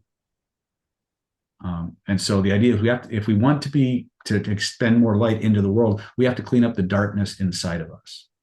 So the less triggerable you are by the situation, the more credibility and resourcefulness you're going to bring to that interaction. And when you start cleaning up your stuff, it's going to indirectly, through the energy connections that you have, start to change your mother. Okay. And then when you start to pray for her and start to do all these other manifestation techniques like informations and thought forms and image cycling and all these other things, you're going to have a much higher probability of manifesting some kind of change. Whereas if you're coming from this rage, hurt, pain energy, you're just going to create more of the same. Does that make sense? It is. And I don't think she's willing to, she's frozen. I've tried so many things with her, and she's just Then the best thing you can do is clean up yourself, resource yourself, because that's going to go one of two ways. It's either going to continue and she's going to live the life she's chosen, or it's going to end badly for her and she's going to need you. Right. And the more resourced you are, the better chance you have of a better outcome. Right. Dominic, I hope you have a question rather than information. Yeah, so the question is, can we actually do anything? Because I know this situation from my own mother, and the only solution I saw was letting go. Because that again, what Wendy's describing is a very, very classic textbook narcissistic abuse cycle. The problem is when somebody's in that level of brainwashing, that level of covert control, you can't do anything directly to influence it, but you can do it non-locally. You can create and engineer probability-based interventions that, if there's an opening, can result in that relationship transforming or some kind of epiphany happening. But you have to be unattached for it to happen. The more attached you are to the outcome, the more you hold it back. That is the big catch-22 of 99% of every reason why manifestation does not work. You can't let it go. So in order to just I'm gonna go back to California after this week. I'm gonna have my dad's wake here at my place. And I told her I can't like know you because I can't see this. It's destroying me. And I mean I usually hold it, I'm like happy and I hold it together and I do all my work. But can I get back to that and not talk to her and not have that and just do it in the background and not know, like just keep it Yes, separate? But what absolutely. if it has to her? I really feel like he's affecting her health. I had her on like all this great stuff where Connect to the divine and pray for her. Put her on your image cycling list, right? she's on it. Right. And just keep going. But the secret is you have to become more unattached to the result, to the outcome. Wendy, you have to make yourself strong. You have to make your life happy and joyful as if she weren't around. And when you can Yeah, do when you can do that, your manifestation on her behalf is going to be even stronger. so it's okay to just like Yes. cut. Yes, because the person you're most responsible for in your life is you. This question came up the other day, yesterday, as a matter of fact. It says, if I'm going to influence somebody, where does my accountability for it go? And the way I told people was this: it says, your accountability ends where other people's free will begins. The moment they are in a position to make a choice about what to do about what you've done, they're responsible for that. So you've done everything you can to put her in a position of choice. She's making a choice. Now she's accountable for the results she produces. You can pray for her. You can ask for her guides and her teachers to protect her. You can image cycle for her best and highest good. You can do all of these things after you clean up your own stuff and you get more resourced, and you can do it from a place of love and joy and gratitude and connection, so that you have the highest forces available working for you. But if you're coming from a place of fear, of worry, of anxiety, of tension, of rage, of anger, of betrayal, all of these things are going to suck you back into darkness. They're going to lower your frequency. They're going to lower your frequency, and it's going to keep you from manifesting the best positive result. So you got to connect and clean up first. Okay. Mm-hmm. Thank you. You're very welcome. Mm-hmm. Did somebody call my name? Okay, maybe not. All right. I wish I could give you more direct interventions, but you could ask a whole bunch of people who are tapped in to pray for you and on your behalf. That might have something.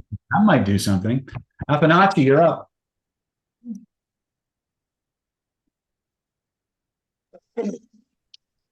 Hey David, how's it going? It's been a long time. Mm-hmm. Yeah, last time I saw it was Killer Influence January, I believe. Sorry, I was just about to head out because like my connection's really bad, but let me know. So this is exciting. Let's just prefame this by saying that I've been doing a lot of clearing lately. Mm-hmm.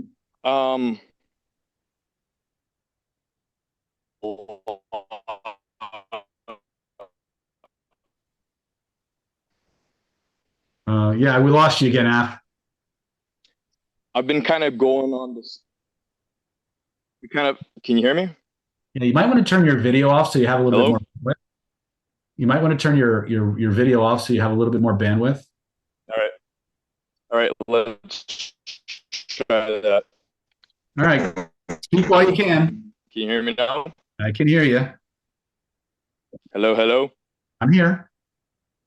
Control path, right? Can you hear me?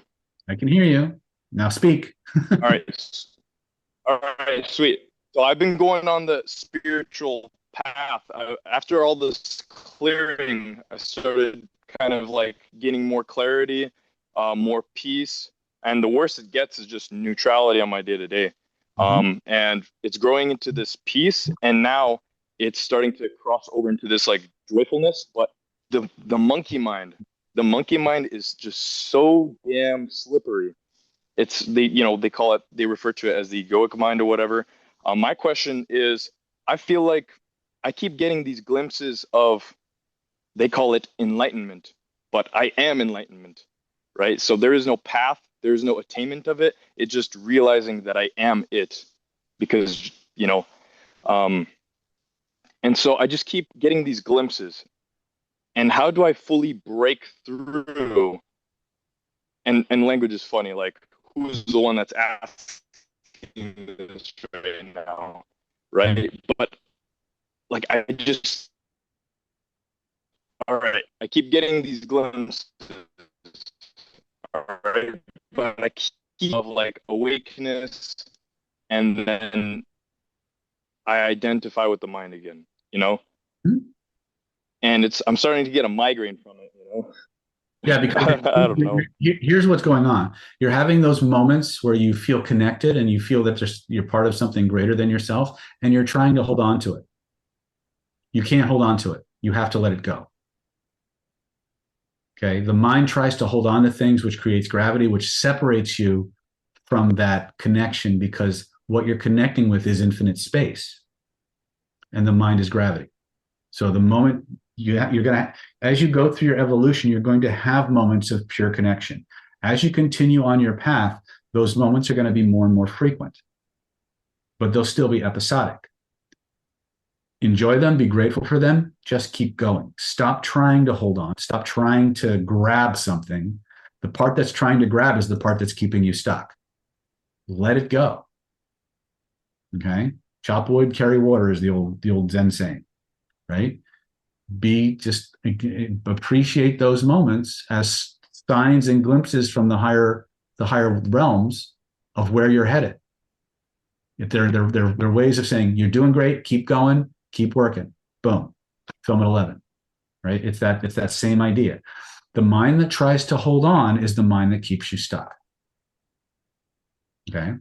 Just remember that. When you find yourself trying to hold or maintain something, let it go. Where you end up is where you end up. Okay? That's for all of you, by the way. All right. Yeah, I'm doing my best to. Hello? I'm here. I hope you still hear me. Oh, it might be better for you to type in. This is like a dream that I'm,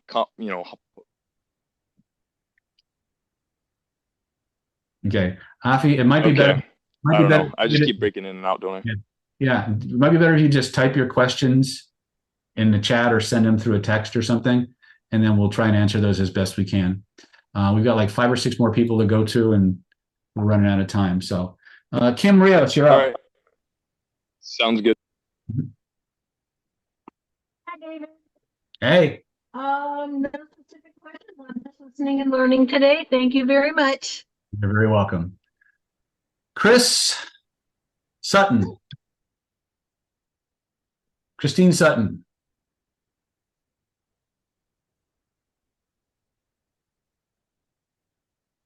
Christine going once.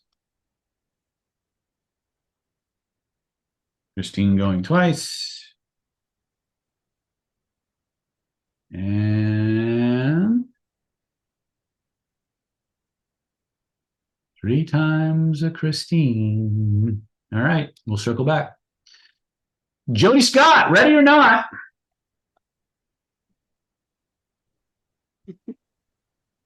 Hello, David. Hello, Jody. Good night to everyone else on the call. It's just been really informative listening to everything, getting a little bit of nuggets. Question-wise, I think you've answered them on our other discussions. But that explanation that you just gave just now, because you has always known that man is allowing. How do I just let it all go? And just like you said, chop wood, carry water, and don't try to hold on to the moments of clarity that you have. So just putting that into practice. And what's the best that could happen? Yep. 1 thing for certain, 2 things for sure. We gonna see. All right. And that's the truth, right? All right. I'm not even going to bother commenting. I can't follow a crazy Jamaican girl. Anyway, Renee B., talk to me. Hi, David. Love your shirt, by the way. First important question. I need contact information to change my bank card for my payment. Why would I don't need your contact information for me? No, I need to change my payment bank card number Okay. for payment. All right. Who are you paying, YouTube or me? You. Okay. I'm paying you. Then you should be able to log into your account and change that information. I don't know why you would need to talk to me about it. Usually I have to talk to somebody and send an email or by the phone. I talked to a female before to update my bank for my All right. Well, mastermind reach out payment. reach out to Mia at nlppower.com or Okay. Moss at nlppower.com, and they'll Okay. walk you through whatever it is you need to change. Okay.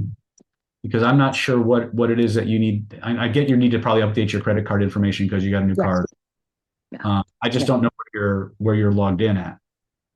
You know, It's probably through YouTube now, but and it would be YouTube that you'd have to log into. I couldn't help you with that at all. I have absolutely no control over for the pretty much mastermind. anybody who signs up through YouTube. That's one of the reasons why we're going to probably move away from YouTube, because we don't have enough control over the information, the billing. We can't help people with any of that. So it's going to be a while happening, but we're I going to. did it the other way, and then I wasn't getting something, so I switched over to YouTube so I'd have more access to something. I don't remember why now. Yeah. But so I have a couple of questions about pulling down the heaven. One, when I'm pulling down the heaven energy, I've been doing it like we do when we do the 3 divine invocations. Imagine the energy going all the way down through my feet into the earth. Is that correct? Yes. Okay. And when we're at 9 is shine, I know that you were telling us like to create that sanctuary. So that's why it's easier when you do it indoors instead of trying to imagine 4 walls. Is it okay to expand that energy further out across the universe when we do 9 is shine? Yes. In fact, for 9 is shine, you should be expanding it out infinitely. Because 9 is shine is not where you create the sanctuary. 9 is shine is where you bring heaven and earth and the divine energy together, or the heaven and earth together, and you create the vessel to bring in and hold the divine energy. So you're gonna have once you have the 9 is shine, you're gonna expand that. 10 is begin. So you just expand that out infinitely in all directions, and then you pull down the first cord of divine light, purify, cleanse, and root. Second cord of divine light, pass it through the floor, the walls, the ceiling, create a divine sanctuary to do your training. Third divine invocation, bring on a cord of divine light, pass through your upper dantian, your middle dantian, your lower dantian, fill your body and your lower dantian, fill your middle dantian and your energy body, fill your upper dantian and your spirit body, and then expand the energy out to merge with the floor, the walls, the ceilings. Okay. Now, that's what I've been doing. For some reason, the other day, I was kind of questioning it. Then I have a question. I had my first Reiki session like a week or 2 ago. And during that, it was specifically for like clearing up like trauma, back stuff, like the back of your head and down the sides of your body and stuff. And I'd had like 2 images that came up during that session, which didn't make sense. One was like me like in grade school on a bicycle, but there was no movement, no activity or anything. The other one was like a little boy just playing by himself with like a ball in a street, and again, no other people around. But my question is, I was expecting kind of like, I felt more uplifted and happier after that, not such down moments. But I think I was expecting kind of like more like a Big Bang effect, something more. Reiki almost never does that. It doesn't? No. Reiki's far too gentle. It's great for palliative care, for soothing and relaxing and pain relief and stuff like that. It's not the best, in my opinion. It's not the best for direct interventions on traumas and things of that nature. It's way too slow. You'll feel great after a session, but you really won't get much. In my experience, anyway. Maybe there's Reiki masters out there who can. I haven't met anyone who could get a really strong, powerful, reactive response that lets you know you're cathartically getting rid of something. It's more like, again, it's more of a palliative kind of a process. Okay, kind of more gentle, kind of. Yeah, it's designed more around pain relief and to make the hurt go away, as opposed to finding what the problem is and digging it out and fixing it once and for all. And that was the other thing. The last 3 or 4 days, I've been experiencing a lot more pain. I was doing better, and then all of a sudden I started getting a lot more pain, feeling really fatigued and inflammation.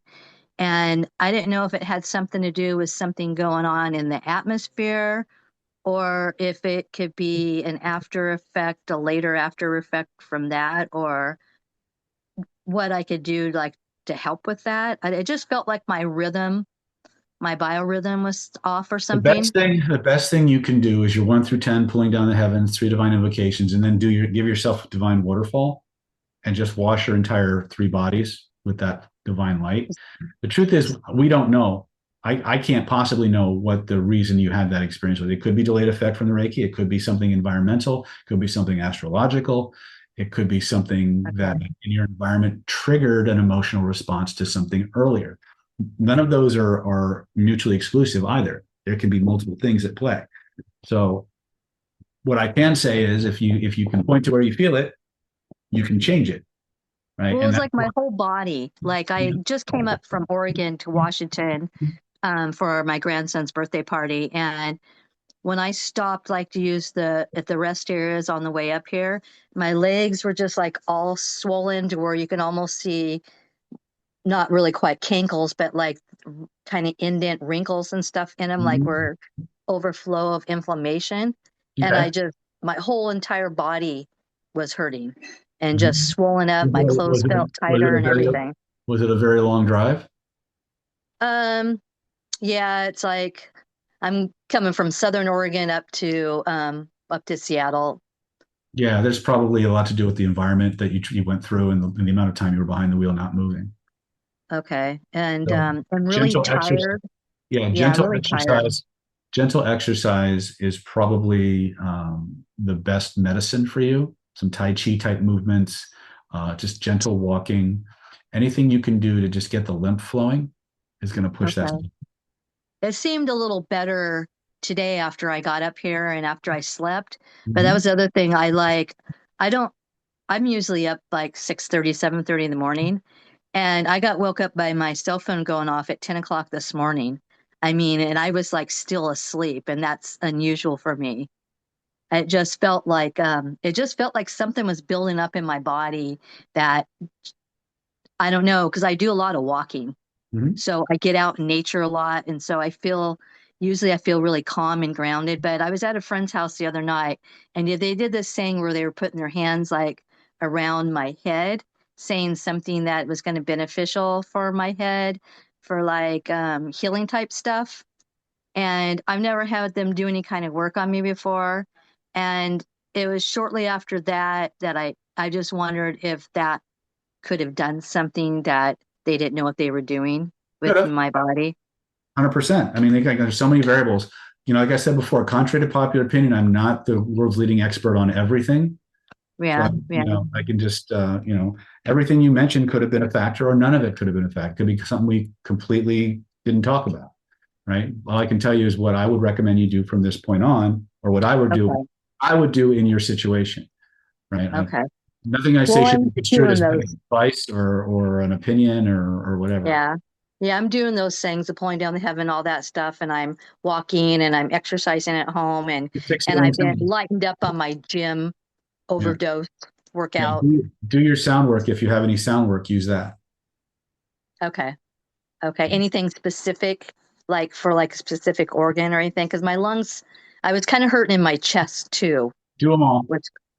Do them all. Okay. Yeah. All right. Yep. Okay. Andre, you're up.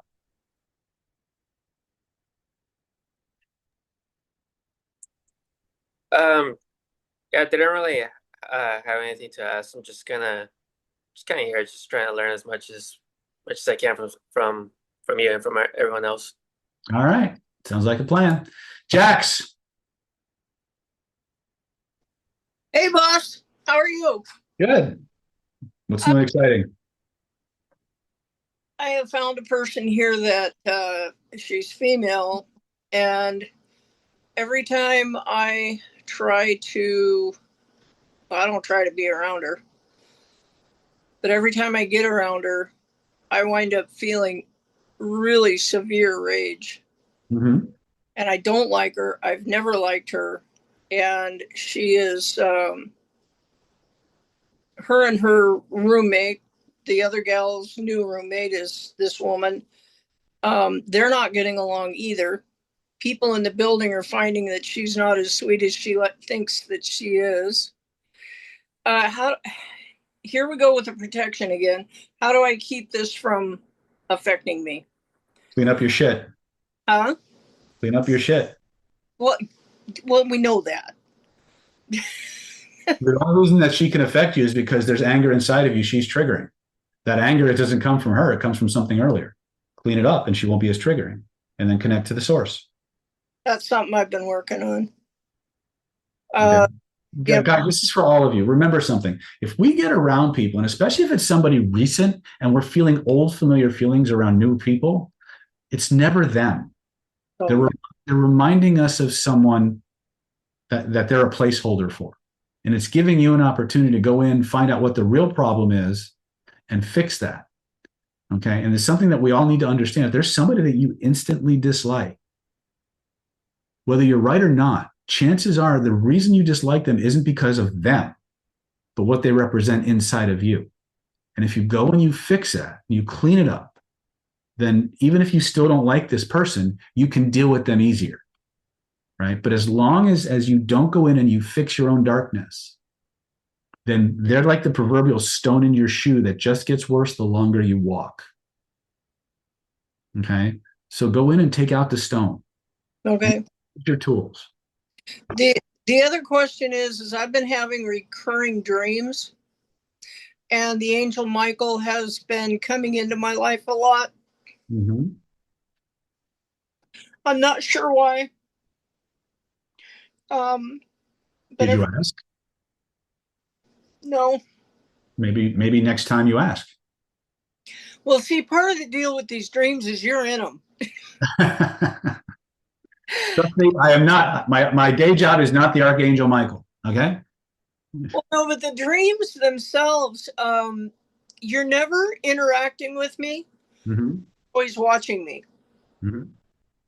And I feel like that in itself is support.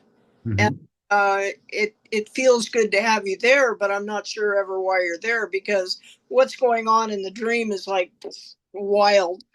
But yeah, Archangel Michael has been in my waking state. He's been in my dreams. He's been in when I'm in and out of sleep, in that awake sleep deal. Boy, he is right there. And now I have an artist that wants to give me a picture of Michael that is an amazing picture. Okay. Well, then maybe you should start meditating and connecting with Michael when you're not sleeping. Be intentional about it. Okay. Right? I need to start doing more angel circles for myself and other people. That keeps coming up. Be intentional about these things. If you're getting signs and synchronicities and serendipities, it's a message that you need to follow up on. So don't just wait for shit to happen. Go into meditation, connect, and then open up the phone line and wait for the call. Okay. Yeah, you know me, procrastination's my best word, right? You people love to wait for shit to happen when you don't have to, and then you want to make shit happen when you need to wait. It's like I gotta flip the script on all you people, right? But that's the work. Thank you. You're welcome. Dave, talk to me. Hello. Let me pull up my notes. I'm failing to pull up my notes. I'm trembling in fear when they show up with notes. Okay. Yeah. Well, I usually write down my question and I just so in case I don't forget, or so I don't forget. The first thing I wanted to ask was just in alignment with your understanding of like how neurology works, basically. I was doing some research on how I could increase the speed of comprehension, like when I'm reading, like I can take in the words, but I can't comprehend them as fast as I want to. And I was looking that up, and I found stuff about the visual word form area and whatever. And essentially, what it came to was that part of it was if I practice saying different aspects of the word and practice saying these words, that this audible and possibly even written training would help me to read faster. And I tested it, and I found in short term practice, I was increasing in reading speed. But it seems to make sense, but I just kind of wanted to see if it made sense to you that when you're reading, that maybe somehow it's activating the audible portion of your mind as well. And so training that is somehow increasing the speed. Usually sub-vocalizing slows down reading, but most people do sub-vocalize when they read. It was sort of like practicing saying it was helping me to comprehend it faster and decreasing sub-vocalization. Okay. So I was wondering. So you were speaking it out loud? Yes, I was practicing saying the graphemes, like the different like sounds of the words, essentially. I'll be honest, I don't really have a whole lot of background on that stuff, so I couldn't even give you an educated guess. If my guess is go by what your metrics show. If you're showing an increase in reading speed based on what you're doing, then there's a high probability that your theory is, at least on some level, correct. Okay. I've never seen that in any speed reading course anywhere, but it was interesting, and the science seems to be there. It might be something that's specific to your neurology. I found it partially with help from ChatGPT researching, but ChatGPT hallucinates all the time anyway, so it's not like I can trust that as like a very valid source. I had a girlfriend like that once. Anyway. What? I had a girlfriend like that once. Now I have children. Anyway. Was it the same one? All right. So I can neither confirm nor deny that. And then, gosh, what was the other question? Okay, so the other question was, I'm starting to market. I'm starting to do more marketing, and also as I've been starting to do more marketing, my contract work that I've been getting with AI has been falling to pieces, essentially, not through lack of my own effort. Just always something, the system bugs, and I do something wrong and then they punish me with the work I'm getting or whatever. It's just a mess at this point. And I was really getting to a financially stable place, but then now I'm like feeling like, okay, but I've got this. Like I feel like a grounded sense of, okay, I'm moving in the right direction. Like I feel like in my gut, I'm still doing the right stuff. But the money is decreasing, which is kind of decreasing my stability a little bit in terms of, whatever. But as I'm doing the marketing kind of is like I'm at odds in the sense of I feel like the mantra of internet marketing is just give away value, give away value, give away value. And I sort of have this like incongruence in the sense of I feel like demonstrating is better. And a lot of times people just give away all this value but aren't making a lot of money. And so I'm like all confused about it in my mind in terms of giving away too much value and feeling like it's wrong to be giving away so much value. Kind of like I'm just not getting the energetic return financially by giving away so much value. So what does giving away value even matter? Should that be the thing we focus on first? Or what's the most important thing in the marketing? The most important thing in the marketing is the pain that the client is wanting to get rid of. It's about them. It's always about them. It can't be. It's about them. Okay. So I would agree with that. So how do we increase their curiosity such that then they want to take an action rather than feeling like, oh, now I feel like my problem's solved, I don't need to do anything? Yet increase engagement in such a way that their problems become highlighted and stimulated. But then at the same time, they're getting help from that, or not necessarily not at all. Sometimes people look at the confirmation of their problem as value. Like so somebody knows what's going on with me and can help me, right? And we always believe in problem solution, problem solution, problem solution. So you talk about their problem, you give them the solution, but you highlight the next problem that they don't have the answer to, and that's what you sell them. You're right. So you solve part of their problem, but then you're still highlighting the other problem that they have, or the next problem, basically. Yeah. The next, Yeah, well, now you did this, but you still need this. For example, learn my signature talk system so that you can whip out a talk anytime, anywhere with maximum value. So I'm going to teach you how to create an offer. I'm going to teach you how to put together your talk, and you're going to have that talk ready to go. But now you need to get an audience. You need to get in front of people. You need to find out how to work on stage. You need to how to host an event. We're going to buy my course for $497. I'll teach you how to do all that stuff, all the things you don't have, right? The idea is you know all the problems that they're going to need to solve. Okay. That they may know about, some they may not. Okay. And you give them problem, solution, problem, solution, problem, solution. So you highlight all the different problems and say, I'm going to teach you this piece today. If you want the rest, buy this course, right? So you prove yourself, you show them, you give them good information, but incomplete. Right? You don't enough they know that you know what you're talking about, essentially. Some kind of or you highlight these are all the problems you're going to have, right? And most people can't get out of the first gate, much less get to here. I'm going to teach you how to solve one of the biggest problems that people have. It's step 5 in a 12-step process. I'm going to teach you how to do that. To get the rest of it, you have to buy the course, right? But you prove you know what you're doing. You prove you've been what they are. You deliver value that they can use right up front, but it leaves them hungry because there's still more that they know they need to do. And then you can always say, well, you can do it yourself this way, and it's like this and this and this, or you can spend this much money and we'll just do it for you. Right. Right. Okay.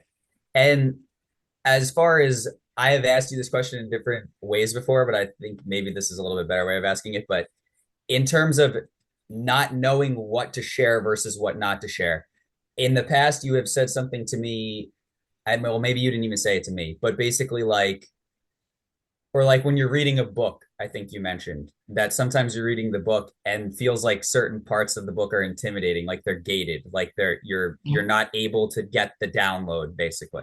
Mm-hmm. When I share certain information, my mind is filtering for, okay, what's powerful? What can I share that's powerful? But then I have this counter filter that says, well, if you're sharing something powerful, it could be used for wrong or whatever, and then I don't know what to share versus not share. And so I guess what I'm asking is, how do you know, does it matter? Like, does it even matter at all? Like, I feel like you do this to some degree where there's certain things you're not teaching because it's outside of somebody's pay grade, so to speak, in terms of their abilities. Mm-hmm. But how do we know like what to filter for?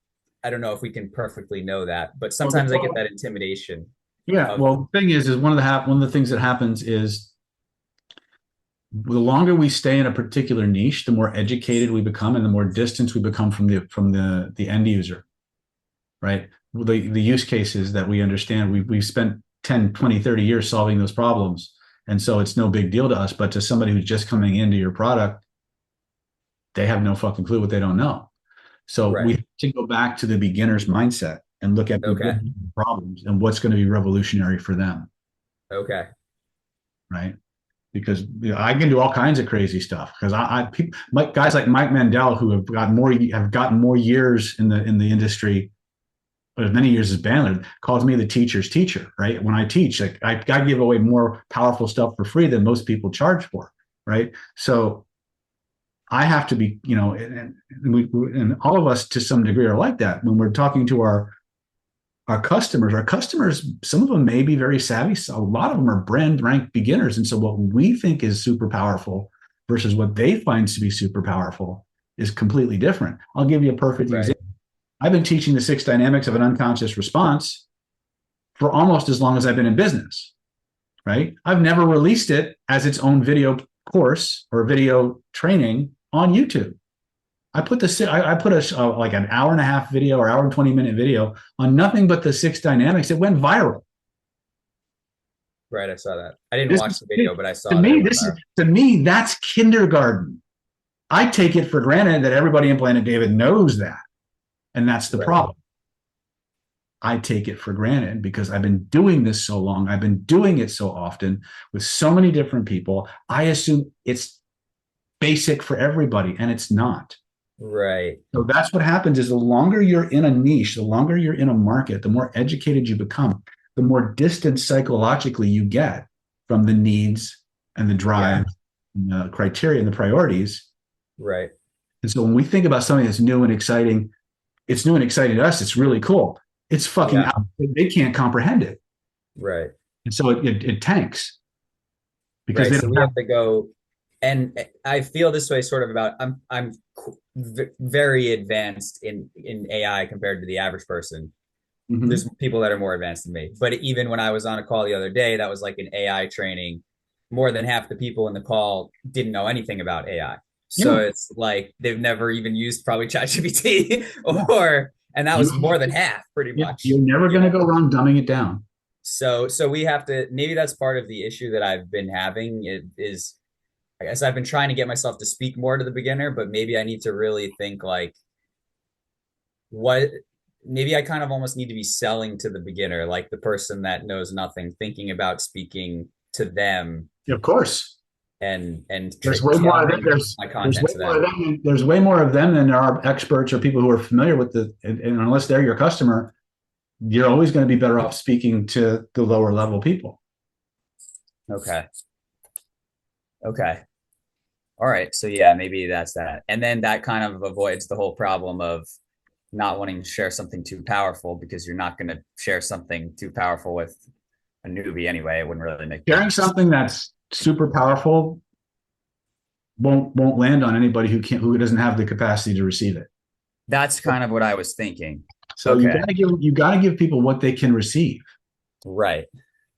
Okay. Because sometimes when I have that like desire to share something with someone, I get this really like strong visceral emotion that's like, you shouldn't be speaking about this. And I didn't know whether I sort of almost felt like, how do I know if that's bullshit or I really just shouldn't be sharing that information essentially? But it wouldn't matter in this context, basically, I guess. And that could be topic for another topic. But okay. Thank you very much. All right. That's about time for today, my friends. Post your comments, post your opinions. I'll see you guys next time. Same bad time, same bad channel. Good night. God bless. Thank you. You're welcome. Thank you. Have a good night. Thank you.